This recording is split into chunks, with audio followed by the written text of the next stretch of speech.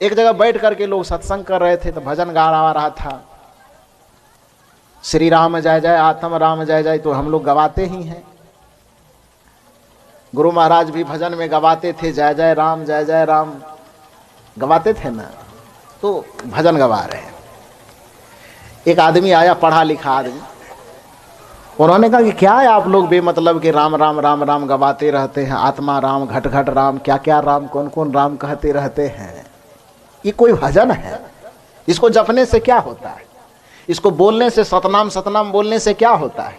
जय गुरु बोलने से क्या होता है? क्यों बोलवाते हैं? ये कौन सा मंत्र है? दे देते कहते इसी से मुक्ति हो जाएगी, इससे कुछ होने वाला है क्या? पढ़ा लिखा था, 12-15 कलम खोसा था जेब में, शायद वो दिखा रहा था कि हम पढ़े लिखे ज्यादा हैं। तो आकर के इस तरह का प्रश्न किया, बैठा कुर्सी पे, जैसे कि क्या हम बेमतलब के राम राम जय गुरु साहब बंदगी सतनाम सतनाम करवाते रहे, इस सब शब्द से क्या होने जाने वाला है? तो जैसे बैठा 16-17 कलम खोसा हुआ, तो इसको लगा कि कुछ समझाना चाहिए। और कबीर साहब का समझाना कैसा होता है तो आप लोग जानवे करते हैं। कबीर का गाया गावे तो अजब का धक्का पावे, और कबीर का गाया बूझे तो तीनों लोग सूझे। बड़ा गजब है कबीर साहब का दृष्टिकोण। तो सज्जन आया, सोचा कि महात्मा है, ऐसे अल्लर बल्लर कर देंगे, हम लोग पढ़े लिखे हैं, देख रहा है 17-17 कलम खोसा है, तो डर से कुछ बोलेगा नहीं। लेकिन कबीर का बच्चा, संत का बच्चा, जो बच्चा भी होता है तो वो ऐसा बच्चा होता है कि बड़े बड़े को गच्चा दे जाता है। आया, सोचा कि कुछ बोलेगा नहीं, तो जैसे ही कह रहा था दूसरे को, लेकिन वहां पर हम लोग भी चले गए, तो बोलते जा रहा था। तो हम लोग चुपचाप करके, हम लोगों से बात हो नहीं रही है, बात दूसरे से हो रही, तो क्या बोलना। लेकिन हम लोग गए वहां पर, उसके बावजूद भी वो अपना लेक्चर दिए जा रहा था। तो हमको लगा कि इसको कबीर साहब के तरीके से समझाना होगा। बिना संकोच किए हम कहे कि कौन गधा आदमी है, इसको हटाइए यहां से। नहीं सुना वो सोचा कि शायद दूसरे को कह रहा है। हम कहीं गधा कहां से आ गया, इसको हटाइए ना जल्दी यहां से। तो प्रोफेसर का, तो किसको कह रहे हैं? हम कहे आप ही को कह रहे, और दूसरे किसको कहेंगे? गुस्सा से एकदम आंख कान मुंह लाल हो गया, वो तिलमिला रहा है कि आपको पता है कि हम कितना पढ़े लिखे हैं, कितना वेतन कमाते हैं, मालूम है? हमको गधा कह दिया आपने। हमने कहा आपको गधा कहा तो आप गधा तो दिख नहीं रहे हैं, फिर भी गधा कहे आपको, आप ही को कहे, दूसरे को नहीं कहे। गधा के पास 4 पैर होता है, वो आपके पास है नहीं। 2 कान होता, सींग तो होता नहीं गधा को। तो सींग होता नहीं, सींग तो है नहीं, तो चलिए ये तो सिंपल सी बात है। 4 पैर आपके पास नहीं है, शरीर में रोवां आपके पास नहीं है, और गधा का जितना लक्षण है वो कोई लक्षण आप में दिखाई नहीं दे रहा है। आप कह भी रहे कि हम इतना वेतन उठाते हैं, इतना पढ़े लिखे हैं, फलाने जगह का हम प्रोफेसर हैं, तिलमिला क्यों रहे हैं आप? तिलमिला क्यों रहे हैं? केवल एक शब्द सुन करके कि आप गधा हैं, और ना आपको मैंने डंडा मारा है, ना आपके माथे पर पत्थर फेंका है, ना आपके माथे पर कीचड़ उठा करके डाल दिया है, कुछ किया है क्या? ना आपको छुए भी नहीं है, आपको मैंने छुआ भी नहीं है, मारने की बात तो दूर। गधा कहने से गधा का कोई लक्षण आप में आ गया, इसी बात नहीं। शर्ट फुल पैंट पहने हैं, टाई कोट लगाए हैं, आदमी के तरह दिख रहे हैं, 17 कलम भी पैकेट में धसा हुआ है, कोई अंतर नहीं आया उसमें। सिर्फ एक बात कहा, ना आपको छुआ, ना आपको मारा, ना आपको कुछ किया, सिर्फ इतना सा कहा कि आप गधा है। ये क्या है? आप गधा हैं एक शब्द है ना जी, एक वाक्य है, छोटा सा वाक्य कि आप गधा हैं। इतना सा शब्द सुनने मात्र से आपके चित्त में उद्वेग क्यों पैदा हो गया? आपके चित्त में क्रोध क्यों पैदा हो गया? हुआ ना जी? चित्त में परिवर्तन आया ना, कि आप बड़ी ठाट दिखा रहे थे, बड़ा प्रसन्न थे, बड़ा लेक्चर झाड़ रहे थे, लेकिन मेरे तरफ से एक शब्द ही तो आपके कान में गया कि आप गधा हैं। उस शब्द को सुनने से आपके चित्त की दशा क्या हुई? आपके मन की दशा क्या हुई? तुरंत जो हंस रहे थे, खिलखिला रहे थे, क्रोध से एकदम आंख लाल हो गई, चेहरा कपकपाने लगा, शरीर कपकपाने लगा कि पता नहीं क्या कर दिया, हमको गधा क्यों कह दिया। आप गधा है यह भी एक शब्द है, ये कोई पत्थर नहीं है। जब उस शब्द को सुन करके कि आप गधा है, इस शब्द को एक बार सुनने से आपका शरीर क्रोध से कपकपाने लगा, आपके चित्त की अवस्था में, सोचने की अवस्था में, विचारने की अवस्था में परिवर्तन आ गया। तो जब सत्संग के मन से बार बार सुनवाया जा रहा है कि अयम आत्मा ब्रह्म, या आत्मा ही ब्रह्म है, अहम शुद्ध चेतन ज्ञान स्वरूपम, अजर हम अमर हम अखंडम अनुपम, या आत्मा न जरती है, न गलती है, न कटती है, न मरती है, ये 1000 जगह जाकर के कोई व्यक्ति यदि बार बार इस बात को सुने तो उसको आत्मज्ञान होगा कि नहीं होगा, इसके बारे में आप बताइए। होगा कि नहीं होगा जी? तुम ही राम हो, तुम ही कृष्ण हो, तुम ही शिव हो, तुम ही बुद्ध हो, तुम ही कबीर हो, या 1000 बार, यदि एक बार आप गधा है यह सुनने मात्र से आपका चित्त थरथराने लगा, तो 1000 बार यदि यह सुनेगा कि तुम राम हो, तुम कृष्ण हो, तुम बुद्ध हो, तुम कबीर हो, तुम भक्त हो, तुम शुद्ध हो, तुम निर्विकार हो, तुम चैतन्य हो, तुम अजर हो, तुम अमर हो, तुम अखंड हो, तुम निर्विचार हो, तुम निर्विकार हो, तू शुद्ध हो, बुद्ध हो, मुक्त हो, यदि 1000 बार ये शब्द एक व्यक्ति के कान में जाएगा तो उसके चित्त और मन की दशा क्यों नहीं बदलेगी? बदलेगी कि नहीं? इस वजह से सत्संग में जाना चाहिए, साधु की संगति में जाना चाहिए। इसलिए आज जो उस जगह पर सत्संग हो रहा था, हम तो बगल में ही बैठे हुए थे। आज का विषय ही था प्रथम भगति संतन करी संगा, था ना जी? सुन के आए हैं ना आप लोग वहां से? ऐसा मत सोचिए कि केवल आप ही लोग सत्संग सुन रहे थे। आप लोग पंडाल में बैठ के सुन रहे थे, हम रूम में बैठ के सुन रहे थे। प्रथम भक्ति है संतों की संगति करना। संतों की संगति में बैठने से हमारा चित्त निर्मल होता है, हमारा चित्त निर्विकार होता है, और निर्विकार चित्त में, निर्मल चित्त में ही अपने आत्म तत्व की अनुभूति का लक्षण जागृत होता है। जब तक चित्त और मन निर्विकार नहीं होगा तब तक अपने चेहरे को आप देख नहीं सकते, अपनी आप की अनुभूति नहीं कर सकते। यही बात कबीर साहब तो समझाने का प्रयास किया। जो दर्शन को दिल चाहिए, तो काम क्या करना है? तो दर्पण मांझत रहिए। तो दर्पण को मांझते रहो। दर्पण मांझेगा कहां पर? इस सत्संग के अलावा कौन सा जगह है दर्पण को मांझने का? दूसरे जगह जाएंगे तो दर्पण को मांझने के बजाय और दुश्मन कचरा उस पर डाल देगा। बढ़िया से कचरा हटाएगा नहीं, कचरा और डाला जाएगा। चाहे जिस चीज का डाला जाए, अंधविश्वास का डाले, आडंबर का डाले, पाखंड का डाले, भरम का डाले, कोई ना कोई चीज का और कचरा उस पर डाल देगा। कचरा हटाने का जो जगह है वो जगह केवल और केवल सत्संग है। जो दर्शन को दिल चाहिए, तब दर्पण मांझत रहिए। जो दर्पण में लागे काई, जब तक आपके दर्पण में काई लगी रहेगी, काई विषय, विकार, वासना, कुसंस्कार, जब तक ये लगे रहेंगे, जब दर्पण में लागे काई, तब दरस कहां से पाई। उस आत्म तत्व का अनुभव तब कहां से होगा, कैसे होगा? और सुबह के सत्र में भी मैंने कहा था कि कोई संसारिकता में उलझ करके यदि आत्म परमात्मा की अनुभूति करना चाहे तो वो तावा पे बर्फ को भूंज करके भुज्जा खाना चाहता, वो कभी पूरा नहीं होगा। होगा? यदि बर्फ को भूंज करके तवा पर खाने की अभिलाषा है तो ये सपना सपना ही रह जाएगा, वो सपना कभी साकार नहीं हो सकता। उसी तरह से संसारिकता और परपंच में लिपट करके संसार को देखते देखते, संसार में रचते बसते हुए भी कोई व्यक्ति आत्म तत्व की अनुभूति करना चाहता है तो उसका ये सपना कदापि साकार नहीं होगा। द्वैत में उलझ करके कोई परमात्म तत्व की अनुभूति करना चाहता है, ये कदापि संभव नहीं है। ये केवल शास्त्र को पढ़ करके नहीं करे, हम लोग भी 20 वर्ष से वही काम कर रहे हैं। एकाएक हम ही लोगों का मन परिपक्व नहीं हो गया। नया नया थे, संस्कार तो बचपन से ही, चूंकि माता पिता, हम लोगों के परिवार में यह नियम है कि छठी के रात में ही गले में माला बांध दिया जाता है। ये हम लोगों के पारिवारिक नियम है ये, कि जो भी बच्चा जन्म लेगा छठी की रात में ही उसके गले में उसके माता पिता या जो भी परिवार के बुजुर्ग हैं वो गले में माला बांधेंगे। फिर उस बच्चे का पालन पोषण अच्छे माहौल में होता है। इतना अच्छा माहौल में हम लोगों का पालन पोषण हुआ है कि जिसका वर्णन हम लोग नहीं कर सकते। आधा सन्यासी तो हम लोग माँ के गोदे से बन करके निकले हैं। बाद में फिर से और गुरु वगैरह फलना चिलना शास्त्र पुराण इससे दिमाग ठोका गया है, लेकिन आधा सन्यासी माता पिता के गोद से, और उसके बाद का सन्यासी परिवार और समाज के माहौल से, और उसके बाद फिर इधर संत गुरुजन संत साहित्य शास्त्र इत्यादि से हम लोग का दिमाग परिपक्व है। घर में बड़ा भक्ति का माहौल। दादाजी मेरे प्रतिदिन, अभी भी दादाजी हैं, सौभाग्य से दादाजी मेरे गए नहीं हैं, अभी हैं।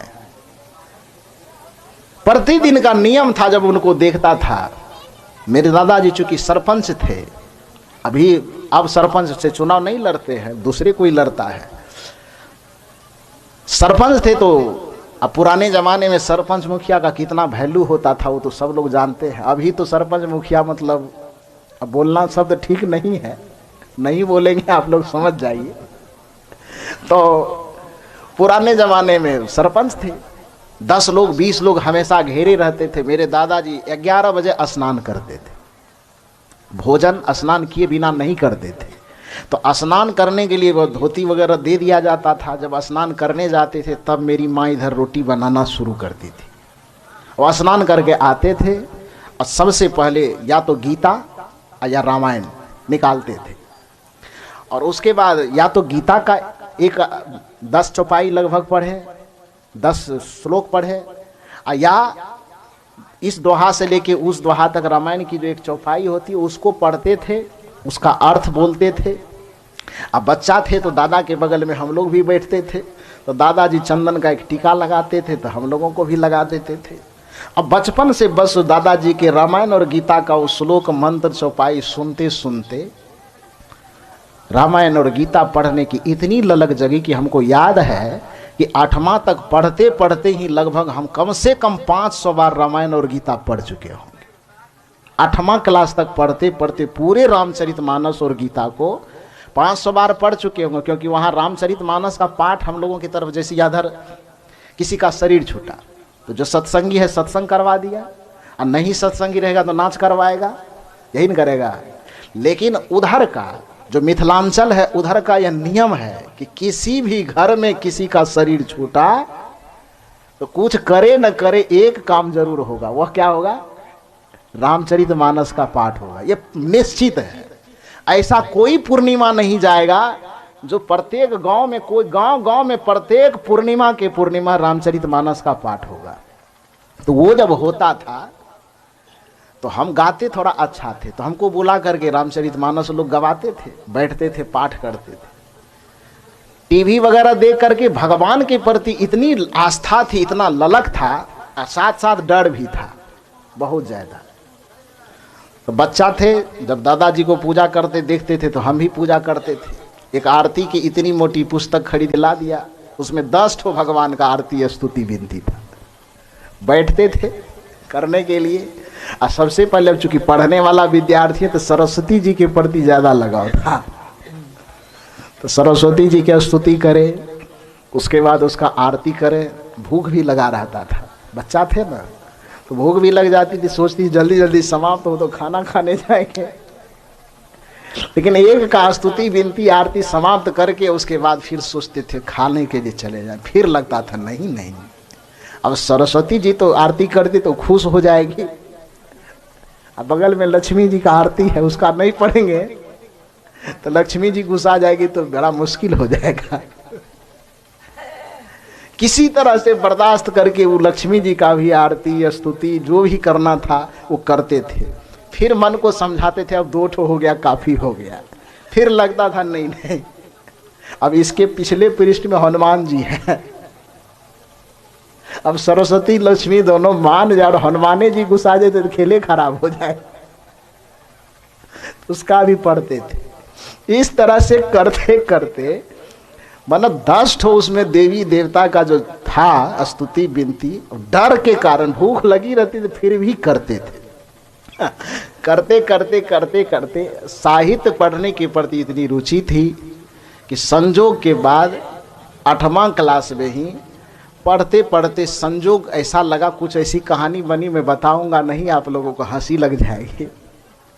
एक पुस्तक मिल गई सदगुरु श्री अभिलाष साहब जी की, जिस पुस्तक को आज उसकी कीमत 10 रुपये है, मेरी माँ जब कुमारी थी तो कुमारी अवस्था से ही मेरी माँ सदगुरु श्री अभिलाष साहब जी के साहित्य को पढ़ती थी। अपने उम्र के 14 बरस से वो पढ़ती थी।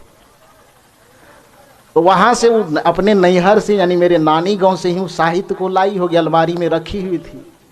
तो हम कुछ ऐसे लेने गए खोजने के लिए, और वहाँ पर उस समय माँ जो खरीदी थी वो पुस्तक का कीमत था 1.5 रुपये, 1 रुपये 30 पैसा। अभी उसकी कीमत 10-12 रुपये, बहुत पुराना होगा। वो पुस्तक का नाम था हितोपदेश समाधान, सदगुरु श्री अभिलाष साहब जी ने लिखा था। पढ़ते गए बस किसी तरह से अलमारी, हम तो पैसा चुराने गए थे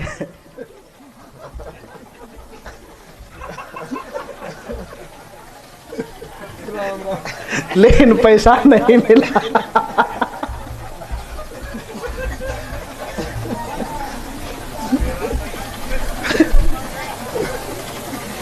हंसी क्यों लग रही है?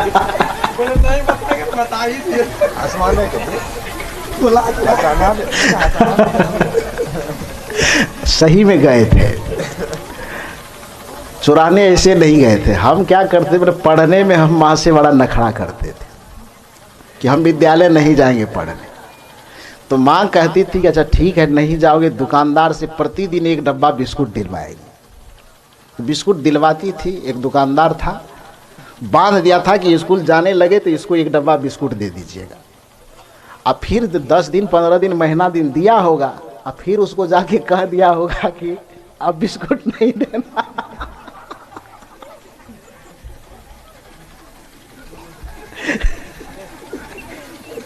ये राज हमको मालूम था नहीं, अब मालूम चला है, उस समय नहीं पता था। तो जाके कह दिया होगा कि इसको बिस्कुट नहीं देना है तो हम गए तो 100 बहाना कर दी, बिस्कुट नहीं है तो फलना नहीं है, चिलना नहीं है। अब माँ के सामने आके हम जिद करें कि बिस्कुट दो तब हम स्कूल जाएंगे, नहीं तो नहीं जाएंगे। तो माँ बोली कि अच्छा ऐसा है कि आज चले जाओ, वहाँ से लौट करके आओगे तब बिस्कुट दे देंगे। तो हम तो सोचे कि ये तो पक्का वादा कर रही है लेकिन वादा उसका झूठा वादा था। तो माँ के बात पे भरोसा करके हम चले गए स्कूल। वहाँ से लौट के आए तो सीधा एक ही मांग है कि बिस्कुट दो। अब स्कूल से आ गए तो माँ कहती कि अच्छा दाल भात सब्जी ये सब बना, ये खा लो, बिस्कुट कल लेना। तो बिल्कुल नहीं, कल की बात कहाँ हुई थी बात हुई थी कि स्कूल से आओगे तो बिस्कुट देना, बिस्कुट लाओ। 2 बार 3 बार 4 बार कहते कहते झकझोड़ दिए। माँ क्या कि एक तमाचा मारी हमको। तो मारी तो लगा तो कम ही जोर से, लेकिन फिर भी नकल करने के लिए खूब रोना शुरू किए। तो रोना शुरू किए, रोते देख करके माँ क्या हुई, बगल से चली गई, दूर चली गई। तो हम ऐसे नजर उठा के देखते हैं कि देखने वाला है ये नहीं, तो रो करके क्या करेंगे